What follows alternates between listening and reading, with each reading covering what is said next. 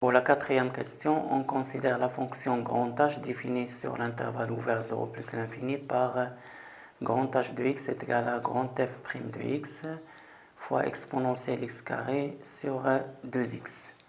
Alors la question petit a montrait que la fonction grand H est strictement décroissante sur l'intervalle ouvert 0 plus l'infini. Alors pour cela, je vais calculer la dérivée de la fonction grand H. On a soit x un élément de l'intervalle ouvert 0 plus l'infini. D'abord, on a grand H de x, c'est grand f' de x fois exponentielle x carré, le tout divisé par 2x. Je remplace grand f' de x par sa valeur, c'est exponentielle moins 2x carré moins 2x grand f de x. Donc facteur de exponentielle x carré sur 2x. Or, je sais que grand f de x est égal à exponentielle moins x carré fois g de x. On a dit avant que g de x c'est l'intégrale de 0 à x exponentielle moins t carré dt. Et en particulier, on a g' de x est égal à exponentielle moins x carré. Donc, je remplace ici grand f de x par ça.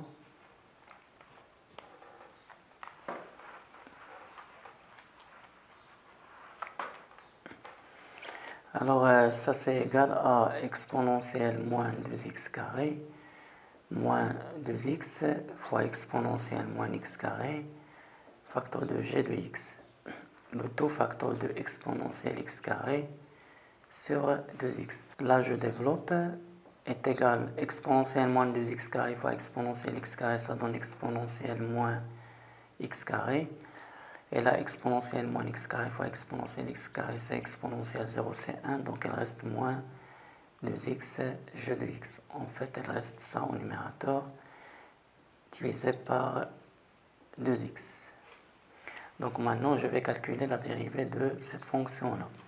Pour alléger les calculs, je peux déjà séparer ça. Donc ça donne exponentielle moins x carré divisé par 2x moins ça sur ça, je simplifie par 2x, donc il reste g de x. Alors maintenant, grand h' de x égale. Là, on a le quotient de deux fonctions.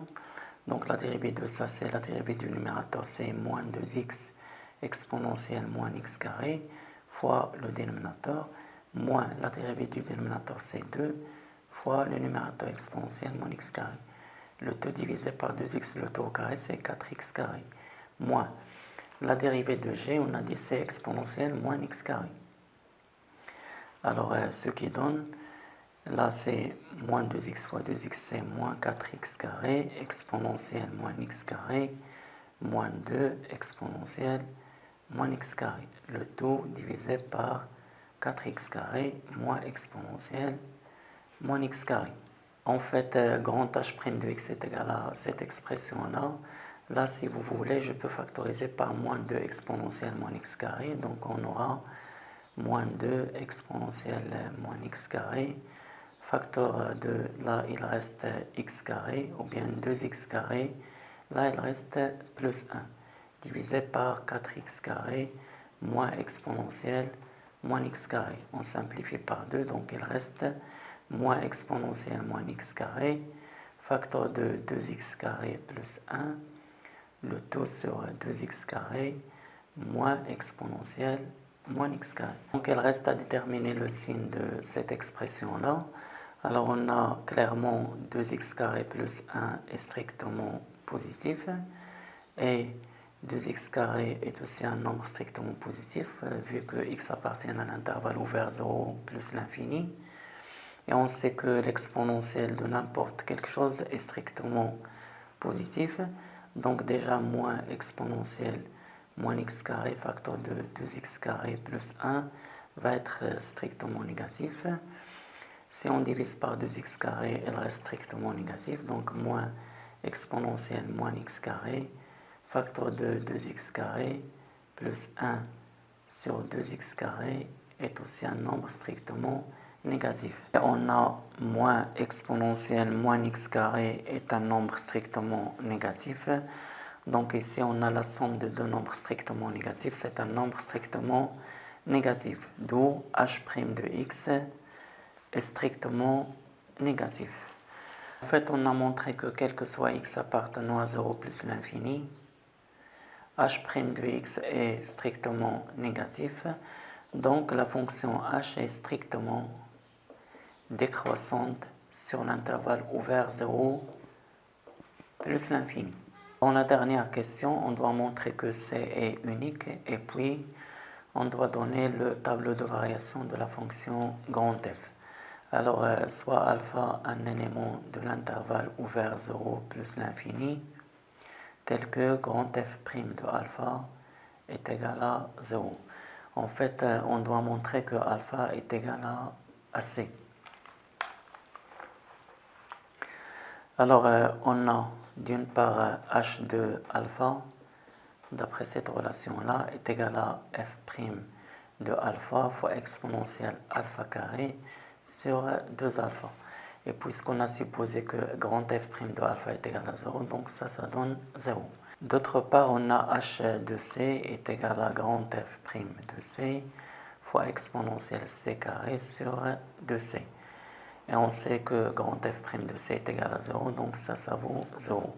D'où h de alpha est égal à grand H de c. Or, on sait que grand H est une fonction strictement décroissante sur l'intervalle 0 plus l'infini. D'où grand H est injective. D'où grand H est une application en particulier injective. Et puisque grand H de alpha est égal à grand H de C, donc alpha est égal à C.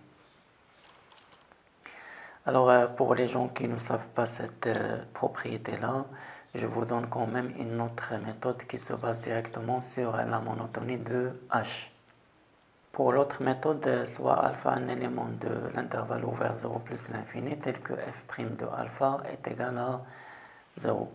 Alors, on va trouver que h de alpha, dans un premier temps, est égal à h de c. Et nous, on veut montrer que alpha est égal à c. Alors là, je vais utiliser une petite démonstration par l'absurde. Alors, supposons que alpha est différent de c. Alors, par exemple, je vais supposer que alpha est strictement inférieur à c. Or, je sais que h est strictement décroissante sur l'intervalle 0 plus l'infini. Et on a alpha et c sont deux éléments de cet intervalle. Et alpha est strictement inférieur à c, donc h de alpha va être strictement supérieur à h de c, ce qui est contradictoire avec l'égalité. Donc, en fait, ce qu'on a supposé est faux, donc la négation est vraie, d'où alpha est égal à c. Et par suite, c est unique. Il reste à déterminer le tableau de variation de grand F. Alors pour cela, on doit étudier le signe de grand F' de x. Alors d'après cette relation-là, on a, quel que soit x appartenant à l'intervalle 0 plus l'infini, grand F' de x est égal à 2x sur exponentielle x carré fois grand H de x. Puisque x est strictement positif, du moment qu'il appartient à cet intervalle, donc 2x est strictement positif, et on a exponentielle x carré est un nombre strictement positif, donc le signe de grand f' de x dépend du signe de grand H de x. Et n'oublions pas qu'il existe un élément de l'intervalle ouvert 0 plus l'infini, un élément petit c, tel que h de c est égal à 0. Alors, si x est inférieur strictement à c, on a h de x est strictement supérieur à h de c, parce que grand H est strictement décroissante sur l'intervalle ouvert 0 plus l'infini. Et on a x et c appartiennent bien à l'intervalle ouvert 0 plus l'infini. Or, h de c est égal à 0, donc h de x est strictement positif. En fait, dans l'intervalle 0c, h est strictement positif.